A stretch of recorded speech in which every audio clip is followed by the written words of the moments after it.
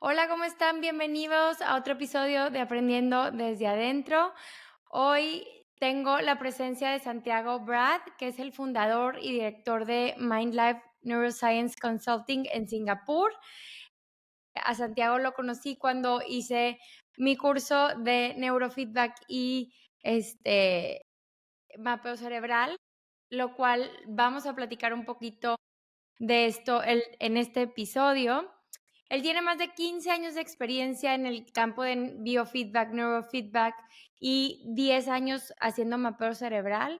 Entonces tiene mucha experiencia en el tema, tiene títulos en posgrado en psicología deportiva, clínica y bueno, tiene bastante renombre en el mundo del biofeedback, neurofeedback.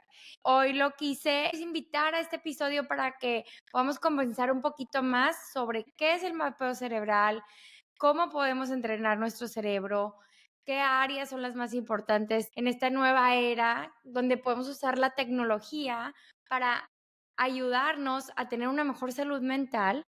Y bueno, bienvenido Santiago, gracias por estar aquí, por tu tiempo y por tu experiencia y compartirnos todo tu conocimiento. Hola Bernadette, no, a ti muchas gracias por la invitación y es un placer estar aquí contigo y compartir con tus oyentes y tus seguidores. Muy bien, pues bienvenido. El año pasado empecé a abrir mi centro de neurofeedback y mapeo cerebral y ha sido un camino de mucho aprendizaje y bueno, gracias por estar aquí porque podemos empezar a expandir más este tema que es tan innovador y bueno para la salud mental.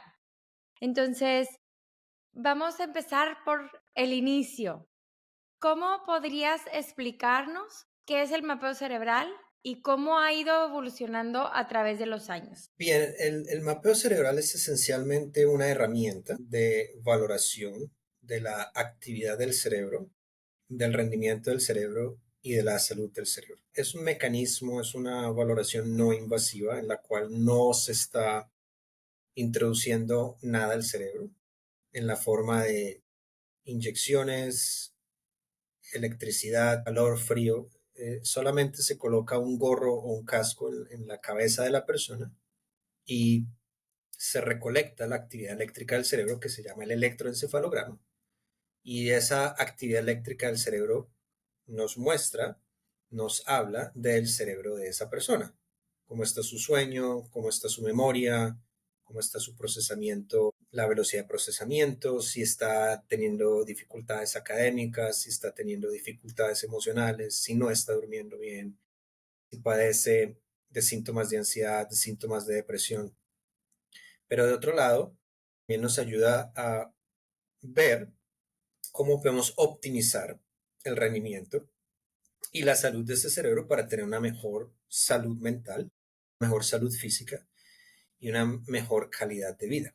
Entonces, el valor agregado más grande que yo veo al mapeo cerebral es, por un lado, que el cerebro es quien nos da el mensaje. Es decir, cuando yo hago un mapeo cerebral, no le pido al individuo que comparta mucha información y más bien dejo que sea el cerebro quien me diga por qué la persona está viniendo a ver. A través de esa interpretación de sus patrones cerebrales, de las imágenes en 3D y todas las imágenes que nos muestra el mapeo, yo le puedo decir a la persona, lo que veo aquí, tu cerebro me dice que tienes problemas con el sueño, tu cerebro me dice que tienes un temperamento fuerte, las personas te dicen que eres terco, terca, entonces la persona va diciendo, sí, ese soy yo. Y nos ayuda entonces a ir más allá de un simple diagnóstico. Nos ayuda a ver cuáles son las características individuales y cómo personalizamos.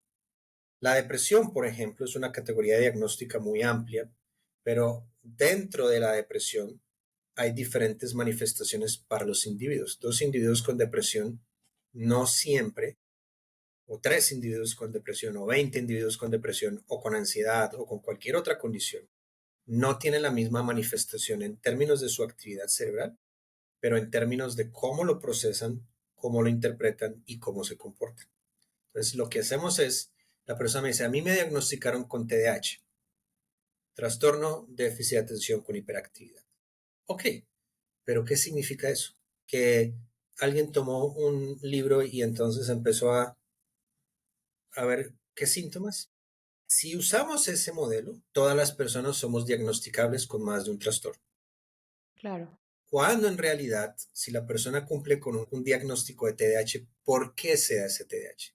Es porque los lóbulos frontales del cerebro están hipoactivados, es porque la persona tiene en realidad un trastorno del sueño y eso es lo que está afectando su atención y concentración, es porque tiene contenido epileptiforme que causa hiperactividad. Lo que hacemos es ir a la fuente del problema. Ok, el diagnóstico es este, pero veamos cuál es la característica de ese diagnóstico y por qué se está dando ese diagnóstico desde la actividad cerebral. Eso entonces ayuda, perdóname, a darle más claridad al individuo sobre su diagnóstico, sobre su condición y qué potencialmente puede hacer en la forma de una intervención o una combinación de intervenciones para sentirse mejor. Ser mejor estudiante, dormir mejor, no sentirse deprimido, gestionar mejor su ansiedad, ser el mejor vendedor de su empresa. Cualquiera que sea el objetivo, los objetivos, ese es el mapa de navegación que utilizamos y es concreto. No estamos asumiendo, no estamos Ujú. adivinando, son datos concretos y objetivos que son medibles, que son entrenables y que son comparables. Y eso es lo más importante. Se me hace importantísimo porque cuántos diagnósticos hay por una lista de sintomatologías sin realmente ver. Es como si voy, me rompo un pie y sin una radiografía digo que tengo el pie roto o que tengo tal hueso sin saber. Y aquí tenemos ahora la capacidad de poder ver cómo está actuando nuestro cerebro, ver qué partes están súper rápidas, otras más lentas y cómo poder compensarlo y ahí puedes tener como un panorama más abierto y como decías tú, tanto la parte también de comportamiento, cómo es la persona, cómo se desenvuelve y en base a eso poder hacer un protocolo que ayude. Entonces creo que el mapeo es una herramienta que nos abre a tener como tratamientos más específicos y más rápidos, porque estás viendo realmente de dónde viene, como bien tú decías. ¿Qué crees tú que ha cambiado a lo largo de los años en cuanto al mapeo? O sea, creo que ahorita hay más espacio para hacerlos, ya no es tan costoso. ¿Cómo verías tú eso que llevas ya 10 años en esto? El cambio más significativo que observabas a nivel tecnológico, la tecnología es mucho más eficiente hoy en día y Ujú. ahora con la llegada de la inteligencia artificial va a potenciar mucho más la habilidad de detección y de interpretación, lo que va a hacer el mapeo más cómodo, más costo eficiente, como tú bien lo mencionas, y mucho más concreto y preciso en términos de encontrar en la persona por qué está aconteciendo lo que está aconteciendo. Y de nuevo, nos da la habilidad de ahora ser mucho más específicos comparado con 10 años atrás, de ser más específicos en cuanto a qué intervenciones pueden ser más eficientes. Otro valor agregado que el mapeo tiene es la habilidad predecir de predecir la calidad, no la calidad, perdóname, de predecir la efectividad de un medicamento, pero también ayuda a los profesionales de la medicina a prescribir el medicamento adecuado. Normalmente en nuestra línea de trabajo nosotros buscamos que la persona pueda funcionar bien sin requerir de medicamentos. Sin embargo, en algunos casos, la persona inicialmente necesita el medicamento para poder funcionar mejor, para poder sentirse mejor o potencialmente para salvar su vida. Lo que no queremos es que la persona tenga un matrimonio de largo plazo, una relación prolongada en el tiempo con el matrimonio. Entonces, desde esa perspectiva, lo número uno es qué medicamento es el más adecuado para este cerebro Ujú. bajo esta serie de condiciones. ¿Cuál es el medicamento que mejor efecto va a tener con los menores efectos secundarios? Y adicionalmente, ya con y la información concreta que el mapeo provee, el profesional puede decir cómo empezar a reducir y potencialmente eliminar ese medicamento. Entonces, para la persona ya no es un sistema de adivinanza en el que va un profesional, le prescriben un medicamento que no le funcionó y entonces comienza un ensayo de error con una serie de medicamentos que a veces no funcionan y a veces sí funcionan, pero con efectos secundarios muy fuertes. Esto nos ayuda a minimizar ese daño y potencialmente darle la posibilidad a la persona a futuro funcionar bien, sentirse bien, sin la necesidad de consumir más ese medicamento, o si necesita seguir consumiendo el medicamento, por lo menos reducir dramáticamente la dosis, reducir dramáticamente los efectos secundarios e incrementar exponencialmente su calidad de vida. Hay mucha más cobertura en el electro también, es decir, en cuanto a la capacidad de capacitar profesionales, hay muchos más cursos, hay muchos más profesionales capacitados, hay mucho más interés por parte de los profesionales que quieren aprenderlo y por parte del público en general. Cada vez es más creciente el número de personas que no quieren depender solo de medicamentos o que no quieren iniciar un tratamiento con medicamentos. Entonces, en el neurofeedback encuentran una alternativa altamente eficiente, altamente confiable y basada en la evidencia. La tecnología ha mejorado, el número de personas y de organizaciones enseñándolo también, y el número de profesionales de psicología, de psiquiatría, de medicina y de otras ramas de la salud física y mental que están interesados en aprenderlo e implementarlo también ha crecido exponencialmente. Entonces, hay una transformación muy positiva y muy optimista porque poco a poco ya estamos empezando a transformar el sistema de salud de una manera más eficiente y sobre todo de una manera ética, porque el electro te provee el mapeo, perdóname, te da la posibilidad, te brinda la posibilidad de hacer un trabajo ético y responsable con esa persona. Claro, porque estás viendo realmente la realidad, ¿verdad? ¿Y a quién tú le recomendarías hacerse un mapeo? A todas las personas que tengan un cerebro, Mm, es una pregunta muy común. ¿Para quién es importante el mapeo? ¿Quién se puede hacer un mapeo? ¿Quién sabe hacer un mapeo? Todo el mundo. todo el mundo. Yo pienso que esta es una herramienta que debería ser parte de todo profesional de salud mental y médico. Independiente que hagan neurofeedback o no, debería ser tan estándar como medirse la presión sanguínea, como medirse, hacerse un electrocardiograma, como hacerse un estudio de un cuadro hemático, tan estándar como el examen de próstata para los hombres, el examen del seno de la mamografía para las mujeres. El mapeo cerebral es una herramienta muy útil que debería ser parte de las oficinas de profesionales de psiquiatría, de medicina, de neurología, de neuropsicología, y también en los colegios, escuelas, universidades, en las empresas, porque permitiría a la persona conocerse mejor y reduciría las tasas de suicidio, ayudaría potencialmente a reducir tasas de suicidio, tasas de accidentalidad laboral, tasas de deserción escolar, a, a ser más precisos en la intervención con los medicamentos más adecuados, con los suplementos más adecuados, con una guía nutricional más adecuada. Es decir, es un encaje más holístico. Y una de mis misiones es eso, es poder brindarle a las personas este conocimiento y que más y más profesionales lo tengan en su oficina como una herramienta estándar de valoración que le permita a la persona, al usuario, a nuestros pacientes, a nuestros clientes, decir, ahora tengo más claridad en lo que me está pasando y ahora tengo más claridad en qué es lo que tengo que hacer para mejorar. Y esa claridad te va a brindar una solución más rápida y prolongada en el tiempo y sin efectos secundarios, ¿verdad? Que te puede apoyar de manera más eficiente, que al final todos queremos eso, ¿no? Correcto. Y ayuda a explicar.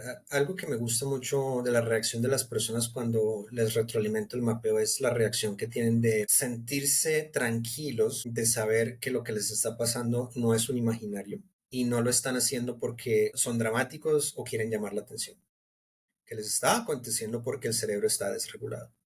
Y para las personas que piensan que esto no es para ellos, lo más probable es que es para ellos. ¿A qué voy con eso? A que si mapeamos todas las personas que habitan el planeta Tierra, vamos a mapear todos los adultos legales de 18 años de edad en adelante. Todas las personas que mapeamos, todas van a necesitar algún tipo de trabajo o de entrenamiento cerebral. Algunos en mayor proporción, otros en mejor proporción. El cerebro es un órgano muy frágil que interactúa con el ambiente y se altera por el trauma, se altera por la polución, se altera por el estrés, se altera por muchas cosas y todos podríamos beneficiarnos. El problema que yo veo es que no es tan tangible para la persona porque un dolor de espalda es un dolor de espalda, un dolor de muela es un dolor de muela, una migraña es un dolor palpable, una ansiedad, una depresión, la terquedad, que la gente no quiere estar contigo porque piensan que no eres una persona agradable, no duele físicamente. Es mucho más fácil para un individuo navegar por la vida haciéndose daño a sí mismo y haciendo daño a los demás porque no es palpable físicamente. Y esa es una de las desventajas que tenemos. Pero el mapeo lo hace tangible, lo hace visible, lo hace comprensible y eso entonces nos ayuda a minorar ese dolor invisible, ese malestar invisible que muchas veces la persona no siente que tiene. Y me encanta lo que dices, que es como un alivio ver de que no es chiflazón, no son como cosas que estoy inventando, sino cuando ven que en su cerebro está esa, no quiero decir falla, pero esa sintomatología, ese movimiento diferente, es un gran alivio para ellos saber que pueden tener una solución y que ese comportamiento puede ayudarlos a brindarte una, potenciar su vida sobre todo. Y ahora vamos a hablar un poquito sobre el neurofeedback. Entonces, ¿cómo describes este parte del neurofeedback y qué papeles juegan en el tratamiento de trastornos neurológicos o neuropsicológicos? El neurofeedback realmente es una forma de entrenamiento cerebral. A mí me gusta más visualizarlo como un entrenamiento cerebral que una terapia realmente, pero es un entrenamiento cerebral que apunta a qué? Optimizar el funcionamiento del cerebro. Y en un gran porcentaje de los casos, cuando se logra optimizar la actividad cerebral, el funcionamiento del cerebro, la salud del cerebro, pues tú optimizas la salud emocional, la salud mental, la salud física, la salud espiritual. Cualquiera que sea la esfera que estás contemplando optimizar, se puede optimizar a través de esto. Y al igual que el mapeo cerebral, pues es una herramienta no invasiva. Esencialmente, el mapeo nos dice, estas son las áreas del cerebro que necesitan ajustes. Estas son las áreas del cerebro que están desreguladas. Estos son los síntomas, estos son los comportamientos no deseados. Vamos a entrenar esas áreas del cerebro para mitigar estos síntomas, eliminar estos síntomas y optimizar el rendimiento de la persona. La persona pasa de no dormir bien a dormir bien, levantarse descansada. La persona pasa de estar fracasando en la escuela, graduarse con honores. La persona Ujú. pasa de no ser invitado a las reuniones sociales porque a nadie le gusta su temperamento, a tener más amigos y ser más aceptado socialmente, sentirse mejor consigo mismo. La persona pasa de tener pesadillas a no tener pesadillas. La persona pasa de estar lidiando con un ataque físico, con una violación, con un abuso sexual, a poder existir sin la amargura, sin el rencor, sin el dolor. Entonces, es darle una nueva vida a la persona a través de ese entrenamiento cerebral. Y básicamente uno coloca electrodos sobre el cuero cabelludo, dependiendo de las áreas del cerebro que necesita entrenar, y le enseña a ese cerebro a cómo regular esa actividad. Y la retroalimentación normalmente es a través de un videojuego o una película o música. Lo que hace la persona es se sienta en una silla cómoda, está con los electrodos y frente a ellos en una pantalla están viendo un videojuego, una película o escuchando música. Y ese feedback, esa retroalimentación, sea auditiva o sea visual, responde y es manejada directamente por la actividad cerebral. Es decir, Ujú. que la persona puede aprender a manipular la película, a manipular el sonido o a manipular el videojuego solamente con el cerebro. La persona no utiliza el teclado, no utiliza el mouse, no utiliza ningún tipo de control remoto, solamente su cerebro.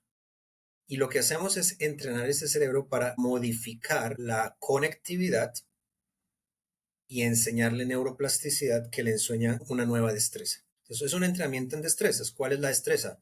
Controlar mi ira. ¿Cuál es la destreza? Ser más amable con los demás. ¿Cuál es la destreza? Dejar de tener pensamientos intrusivos. ¿Cuál es la destreza? De pasar de no querer vivir a sentir que la vida vale la pena. De estar estresado 7 días a la semana a estar estresado una vez eventualmente. O por lo menos manejar, gestionar el estrés más eficientemente. De no dormir bien a dormir bien. Entonces estamos entrenando una destreza que no está funcionando bien. Ahora queremos que funcione bien y la entrenamos para que funcione bien a largo plazo. Porque uno de los componentes importantes del entrenamiento cerebral a través del neurofeedback es lograr un cambio positivo que se sostenga en el tiempo. Ujú. Y el cerebro tiene la capacidad de aprender cosas nuevas a cualquier edad y sostenerlas en el tiempo. Uno de los mitos que comúnmente acontece cuando vienen personas mayores a verme, 60, 70, me dicen, no, yo ya estoy muy viejo, yo no puedo cambiar. Y lo que yo les digo, es que usted no quiere cambiar. Esa es la realidad. A muchos no les gusta que los confronte con esa realidad, pero es la realidad. No quiere cambiar. Todo cerebro es moldeable. Bueno, debería Ujú. decir la mayoría de los cerebros son moldeables porque hay excepciones a la regla, pero 90% de los cerebros son moldeables y son mejorables independiente de la edad de la persona. Lo que se necesita es tener apertura y dar Ujú. un paso de fe a ver que este tipo de intervención en combinación con otras intervenciones puede cambiar o salvar la vida de una persona. Claro. Ahora, hay mucha gente, ¿cómo poder expresarles, por ejemplo, a gente que dice, es que no, pues no siento nada? Como que los cambios, en la experiencia que yo he tenido ahorita, los cambios van a ir graduales y no es como que ya me aprendí de memoria algo, sino el cerebro aprende de manera inconsciente. Y entonces podría ser un proceso en donde crees que no está pasando nada hasta que conecta algo. Y, y creo yo que se necesita paciencia y constancia, porque eso me ha sucedido. Clientes y pacientes que he tenido que son constantes, llega un punto, no siento nada, no siento nada y de repente, ¡pum!, no, ya me concentro, ya saqué buenas calificaciones. ¿Qué le dirías a alguien que va empezando con el neurofeedback, pero que dice, no siento nada, no sé si me va a funcionar? Y la gente es como escéptica de que, pues, no estoy haciendo nada. ¿Qué le dirías a alguien en ese caso? Desafortunadamente, debido a que hay tanta estimulación por parte de noticias, televisión, redes sociales, las personas se han acostumbrado a querer resultados rápidos. Rápidos. Lo primero que le voy a decir a las personas que nos están escuchando es que nada de lo que vale la pena en la vida llega rápido. Absolutamente nada de lo que vale la pena en la vida llega rápido.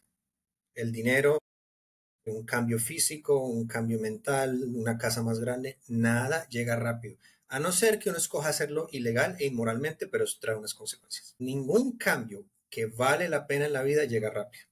Lo primero que yo le diría a estas personas es, si no tienen la voluntad, ni la paciencia, ni la apertura, es mejor que no lo hagan. Si quieren un cambio rápido, tómense una pastilla y ni siquiera eso les va a solucionar el problema. Háganse una cirugía, eso no les va a solucionar el problema permanentemente. Es muy desafortunado porque no, las personas quieren resultados rápidos. Y yo le pregunto a las personas, bueno, cuénteme, cuando usted aprendió a conducir un automóvil, ¿cuánto tiempo le duró tener esa destreza? ¿Lo hizo en 2 días? ¿Lo hizo en 3 días? No, fueron meses, fueron años de práctica. Usted aprendió cuando nació hablando, nació caminando, nació corriendo. Usted primero tuvo que gatear, luego aprendiendo a caminar se cayó varias veces. Cuando aprendió a montar una bicicleta, ¿lo hizo en 2 días? No, se tuvo que caer, se tuvo que golpear, se tuvo que lastimar muchas veces. Esa es la vida, esa es la salud mental. Yo me caigo y me levanto y sigo, me levanto y sigo. Entonces, si la persona cree que el neurofeedback es una solución rápida, está absolutamente equivocada. Es un proceso y todo lo que vale la pena en la vida es un proceso de altibajos, de victorias y de derrotas. Entonces es Ujú. muy importante que la persona que está escuchando esto, que está interesada en el neurofeedback, vaya y busque la ayuda con la conciencia de que no, en 5 días de sesiones no se le van a acabar todos los problemas. Exacto. Ahora, no son años. En el curso de unas semanas, la persona puede sentir una mejoría significativa, pero debe tener esa paciencia y esa constancia. Y acompañado de eso, debe haber algunos ajustes mínimos en el estilo de vida. Comer 100%. mejor, dormir mejor, gestionar el estrés. Porque muchas personas llegan a neurofeedback y siguen, por ejemplo, tuve una paciente hace un par de años aquí en Singapur, una mujer joven de 23 años de edad, que se acostaba a las 2 de la mañana, 3 de la mañana y se despertaba a las 11 de la mañana. Y entonces yo le dije, hay que ir a dormir a una hora más temprano. Empezamos a hacer el neurofeedback y empezó a evolucionar bien y después de un momento dijo, no voy a seguir porque el neurofeedback me está causando problemas de memoria. Yo le dije, para la memoria, el sueño tiene que ser de las 10 de la noche a las 6 de la mañana. El cerebro tiene que tener unas transiciones del sueño. Es el neurofeedback, es el neurofeedback, es el neurofeedback. Le dije, ok, pregúntale a 4 o 5 expertos y todos los 4 o 5 expertos le dijeron exactamente lo mismo. Pues ella dijo, pero es que yo pensé que haciendo neurofeedback podía seguir con este horario de sueño. Y yo le dije, pensaste equivocadamente. También es muy importante que la persona que escucha, si va a seguir consumiendo alcohol, si va a seguir consumiendo sustancias psicoactivas, si va a seguir comiendo mal y espera que el neurofeedback le cambie todo eso, no pierda su tiempo, no pierda su dinero y no le haga perder tiempo al profesional que está buscando ayudarlo. Claro. Claro, y sobre todo, pues no es magia, ¿verdad? Es un proceso de adaptación del cerebro y tiene que ir en conjunto de manera integral con tu estilo de vida, ¿no? Y eso es bien Es lo importante. mismo que un atleta, un físico-culturista. Ujú, Las personas que ahora idolatran a las celebridades de Instagram, todos estos hombres y mujeres que tienen cuerpos bastante atléticos, fallan en entender que muchas veces estas personas usan filtros, número uno, pero que los que son legítimos, porque hay algunos que son legítimos, han tardado años de mucho trabajo en conseguir llegar a donde están. No lo hicieron en el transcurso de una semana, no lo hicieron en el transcurso de un mes y tienen que sostener el hábito día a día, porque sostener ese nivel de musculatura, sostener ese nivel de contextura física requiere de mucho trabajo. Entonces, yo esperar a verme como el influencer tal X o Y, sin yo hacer ningún cambio, es irrealista. Primero que todo, puede que la persona no tenga la composición genética para lograr ese cuerpo. Y dos, puede que por más que haga dieta y ejercicio, no logre esa contextura física. Pues también tenemos que tener presente que tenemos hoy en día mucha exceso de estimulación que está generando expectativas irrealistas. exactamente, y hay que tener paciencia y es una alternativa muy noble y buena a largo plazo. Y justamente ayer una señora que trajo a su hijo a Mapeo decía, es que no sé si hacerle neurofeedback porque no quiero que sea lente, porque es muy bueno en los deportes. Y creo que si me estás proponiendo de que baje su actividad alta, pues se va a volver como pensando que se iba a volver como más lento también en la agilidad deportiva. Y yo le explicaba que claro que no. ¿Cómo le responderías a esta persona que cree que por entrenar su cerebro a estar más en calma? Si otro efecto desafortunado de esta abundancia excesiva de información es que ahora todas las personas son expertas en todo. Y yo normalmente cuando una persona me comenta este tipo de preocupaciones, Ujú, lo que yo le indico es, número uno, por ejemplo, para el caso que tú dices, lo que vamos a hacer es estabilizar la actividad cerebral. ujú. Vamos a entrenar lo que el cerebro no necesita porque eso puede ser perjudicial para su rendimiento y vamos a sostener lo que necesita. Pero, por ejemplo, un buen ejemplo es hace algunos años llegó una golfista a mi consultorio y la madre de la golfista era odontóloga, es odontóloga. Entonces, mientras yo hacía el mapeo, mientras preparaba a la joven, les hablaba de la plasticidad cerebral y decía, el cerebro puede producir neuronas nuevas. Y la mamá y la madre, la deportista, no puede. Y yo le dije, sí puede, que no puede, que no puede, que no puede, que no puede. Entonces yo le dije, ¿usted qué profesión tiene? Yo soy odontóloga. Le dije, sí, uno extrae una muela cordal de la siguiente manera. Y entonces me miró sorprendida. Yo le dije, yo no soy odontólogo, entonces yo no me voy a meter en su terreno. Tengamos un poco de respeto y apertura por las cosas. Entonces es muy importante tener preocupaciones, sí, pero ir con una mente abierta. Ujú, Yo no puedo entender cómo alguien va a un profesional que ha estudiado por muchos años, que no es perfecto, pero que a través de mucho trabajo ha logrado adquirir cierto conocimiento y pretender que yo sé más que esa persona. Entonces es muy importante tener una mente abierta. La flexibilidad es clave aquí.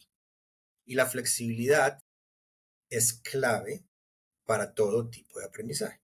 Es una preocupación legítima, pero para aclarar, cuando nosotros hacemos entrenamiento con neurofeedback, nosotros estamos estabilizando, estamos optimizando actividad cerebral. Es decir, que nosotros no hacemos nada más allá de guiar al paciente. El verdadero experto siempre es el paciente y más allá de eso, el verdadero experto es el cerebro del paciente. ujú, Cuando el cerebro no quiere hacer algo, no lo indica. O cuando estamos exagerando un poco de pronto en la intervención, el cerebro no lo indica y nosotros podemos corregir eso rápidamente sin ningún tipo de daño a largo plazo. Pero es importante también que la persona se eduque y pida una segunda, tercera o cuarta opinión. No no es válido, pero es importante ser flexible. No siempre yo siempre le digo a mis pacientes, lo que yo les digo es basado en mi experiencia. Ustedes no tienen por qué creer todo lo que yo les he dicho. Los invito a que investiguen por su propia cuenta. Los invito a que hablen con otros especialistas. Si ustedes deciden venir a trabajar conmigo, perfecto, lo agradezco y trabajaremos. Si no, también lo entiendo, porque también hay que ver la otra cara de la moneda. Hay profesionales que tienen un ego muy grande y son muy egoístas. Entonces, lo que yo le digo al paciente es, mi ego no importa. Lo que importa es el bienestar de ustedes. Ujú.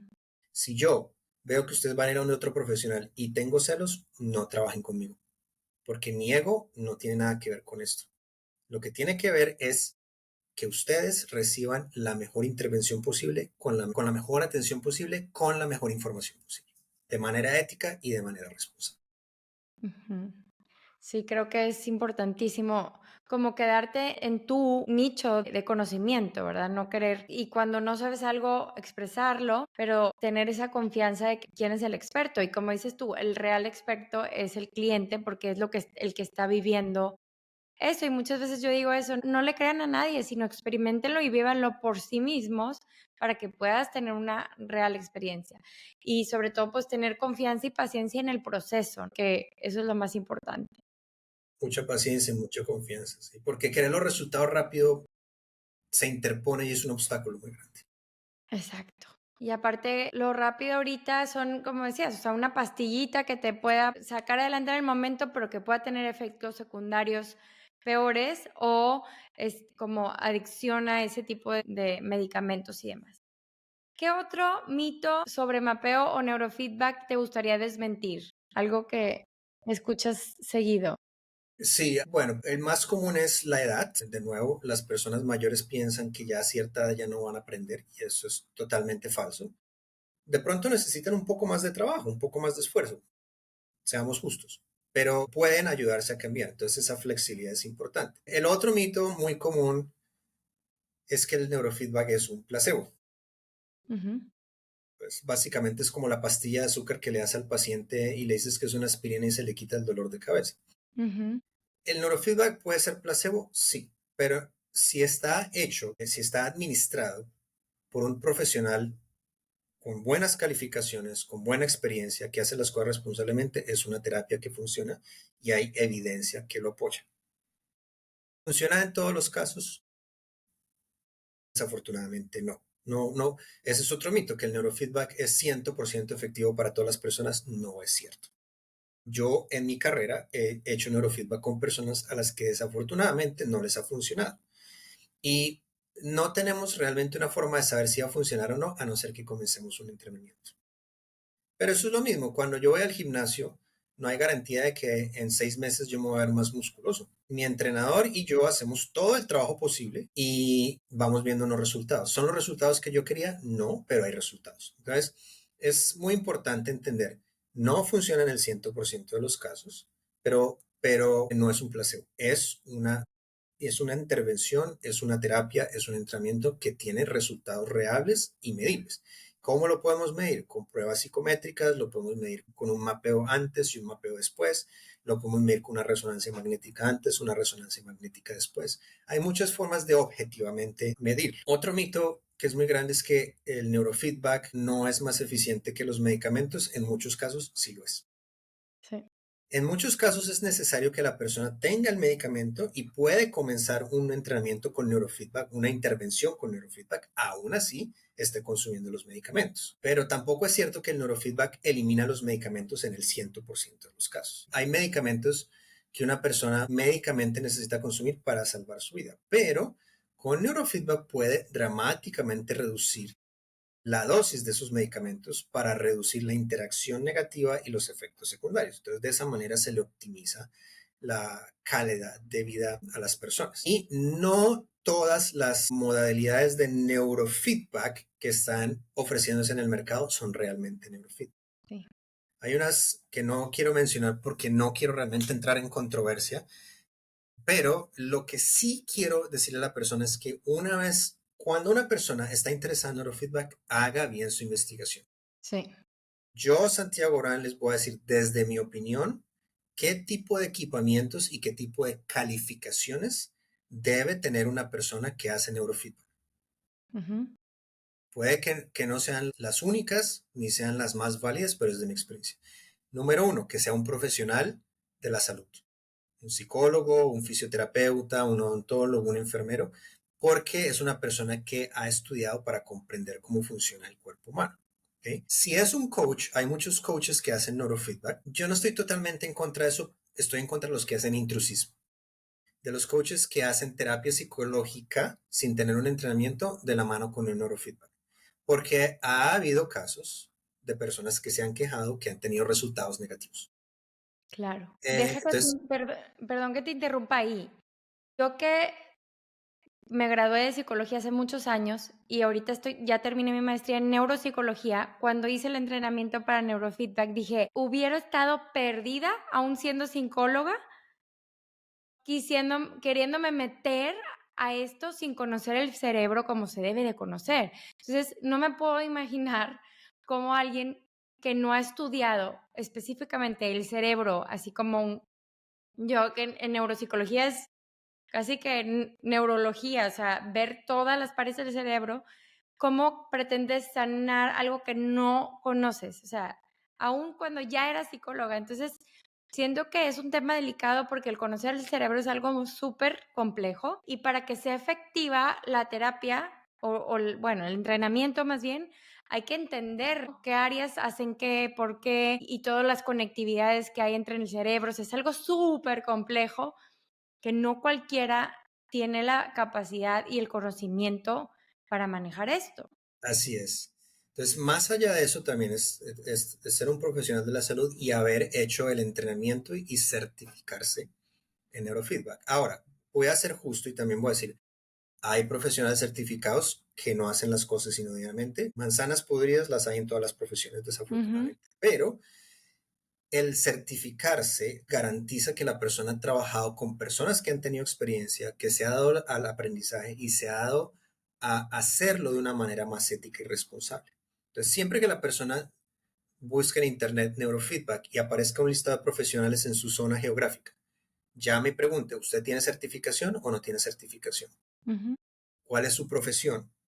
¿Qué tipo de técnicas utiliza? ¿Qué tipo de aparatos utiliza? ¿Sí? Eso es muy importante.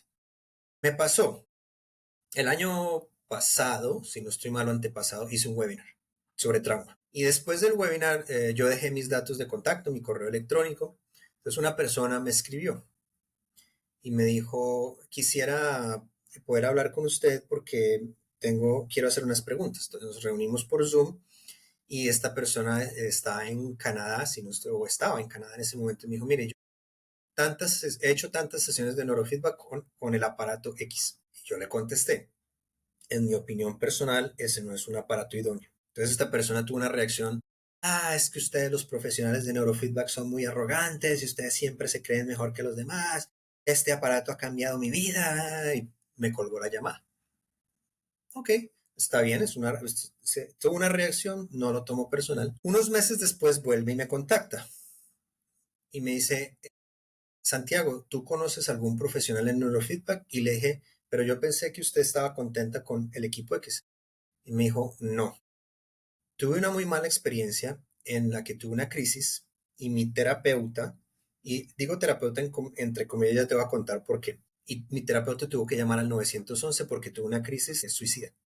Híjole, Resultó ser que esta empresa X, que es este aparato X, había entrenado a la terapeuta, entre comillas, que era una cosmetóloga.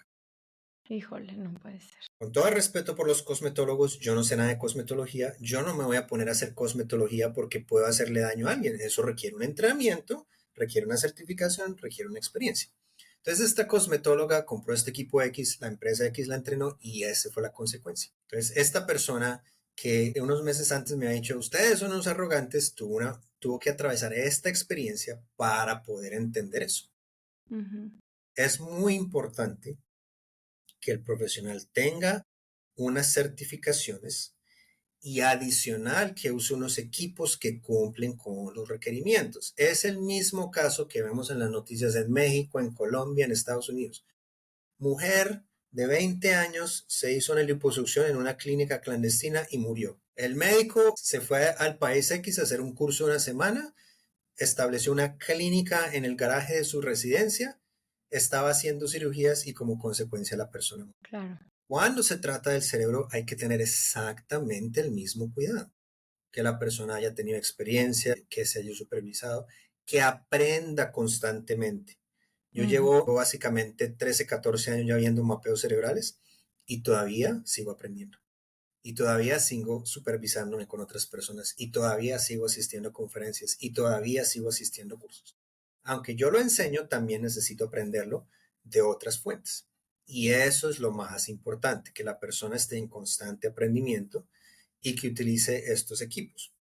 Porque de la misma manera me pasó una vez con un profesional. Y no quiero ser un poco tedioso con estas anécdotas, sino que es para que el usuario que nos está escuchando entienda cuál es la problemática del mercado.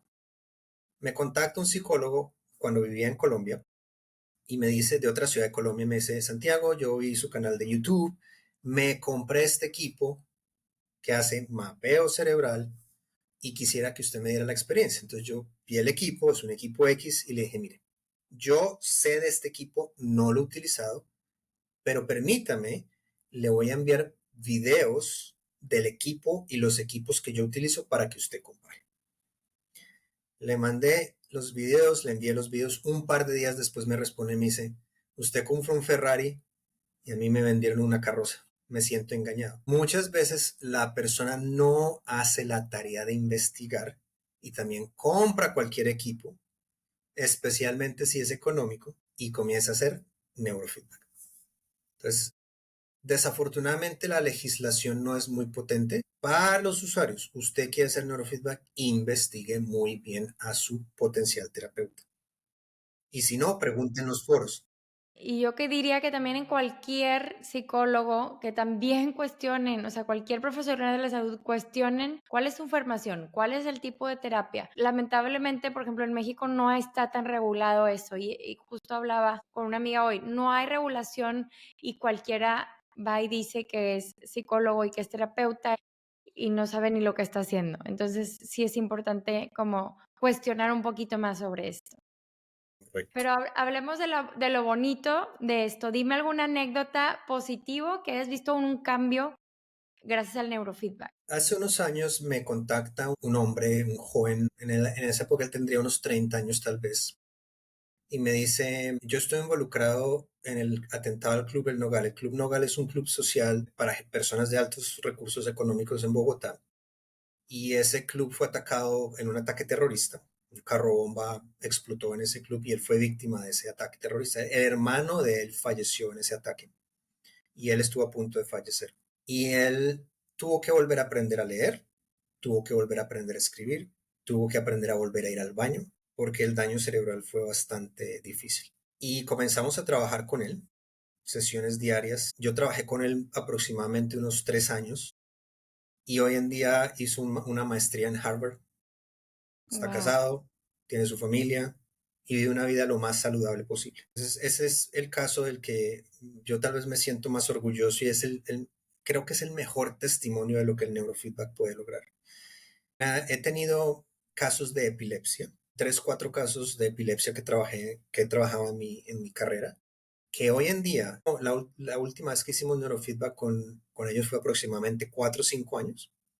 Hoy en día siguen libres de convulsiones, libres de medicamentos. Estudiantes, niños que estaban fracasando en el colegio y hoy en día están en la universidad, me contactan años después y me dicen, Santiago, gracias al neurofeedback, mi hijo está en la universidad, está estudiando una carrera, tiene muy buenas calificaciones, ya no se mete en problemas. Esos son los mejores testimonios.